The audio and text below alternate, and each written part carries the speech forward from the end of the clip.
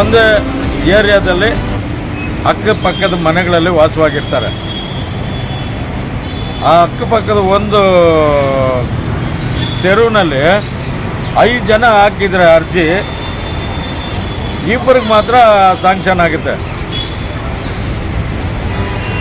ಆ ಇಬ್ಬರು ಮನೆ ಕಟ್ಟುವಾಗ ಅಕ್ಕಪಕ್ಕದ 3 ಜನ ಮನೆಯಲ್ಲಿ ಗಲಾಟೆ, ಕಿರುಕುಳ, ಹಿಂಸೆ, ಏನು ಅವ್ರ ಥರ ನೀನು ಅರ್ಜಿ ನಿನಗೆ ಯಾಕೆ ಆಗಿಲ್ಲ, ಅವ್ರು ಕಟ್ತಾ ಇದ್ದಾರೆ ಅಂಥೇಳಿ ಇವರು ಮನೆಯಲ್ಲಿ ಗಂಡ ಹೆಂಡತಿ ಜಗಳ ಆಗುತ್ತೆ.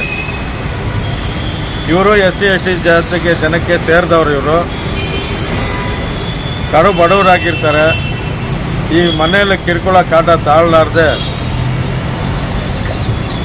ಬಡ್ಡಿಗೆ ತಗೊಂಡು ಸ್ವಲ್ಪ ದೂರ ಮನೆ ಮಾಡಿ ಈ ಮನೆಗೆ ಇವನು ಕಟ್ಕೊಳ್ಳೋಕ್ಕೆ ಒಂದು ಪಾಯ ಆಗ್ತಾನೆ.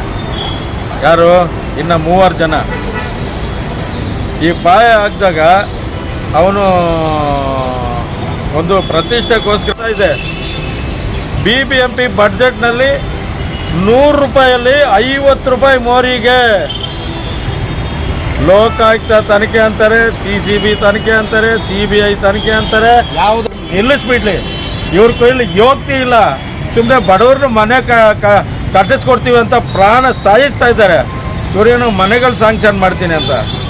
ಆ ಒಂಟಿ ಮನೆ ಸ್ಕೀಮ್ನ ನಿಲ್ಲಿಸಬೇಕು.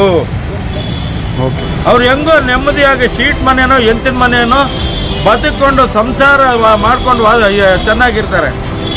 ಇವರು ಈ ಒಂಟಿ ಸ್ಕೀಮಲ್ಲಿ ಸಂಸಾರಗಳು ಹಾಳು ಮಾಡಿ ಇವ್ರನ್ನ ಏನು ಬಡ್ಡಿಗಳು ಕಟ್ಕೊಂಡು ಜೀವನ ಪೂರ್ತಿ ಸಾಯಂಗೆ ಮಾಡ್ತಾ ಇದ್ದಾರೆ. ಇವರುಗಳು ಪಾಪದಲ್ಲಿ ಅನುಭವಿಸಿ ಸಾಯ್ತಾರೆ. ಇವತ್ತು ಅವ್ರ ಅಧಿಕಾರದಲ್ಲಿ ಇರ್ಬೋದು, ಕಾರುಗಳಲ್ಲಿ ಓಡಾಡ್ತಾ ಇರ್ಬೋದು. ಇವರು ನರಕ ಯಾತನೆ ಅನುಭವಿಸಿ ಸಾಯ್ತಾರೆ. BBMP ಅಧಿಕಾರಿಗಳು ಒಂಟಿ ಮನೆ ನಿಲ್ಲಿಸ್ಬೇಕು. Okay sir. ಇದನ್ನೆಲ್ಲ ತಡೆದು ಒಂಟಿ ಮನೆ ಸ್ಕೀಮ್ನ ನಿಲ್ಲಿಸಬೇಕು. ಇವ್ರ ಕೈಯಲ್ಲಿ ಯೋಗ್ತಿ ಇಲ್ಲ. ಇವರು ಲೂಟಿ ಮಾಡಿಕೊಂಡು ಇವರೇ ತಿಂತಾ ಇದ್ದಾರೆ ದುಡ್ಡುಗಳನ್ನ, ಕೋಟ್ಯಾಂತರ ರೂಪಾಯಿನ. ಇವರು ಒಂಟಿ ಮನೆ ನಿಲ್ಲಿಸಿದ್ರೆ 1000 ಜನನ ಪ್ರಾಣಗಳನ್ನ ಉಳಿಸ್ದಂಗೆ.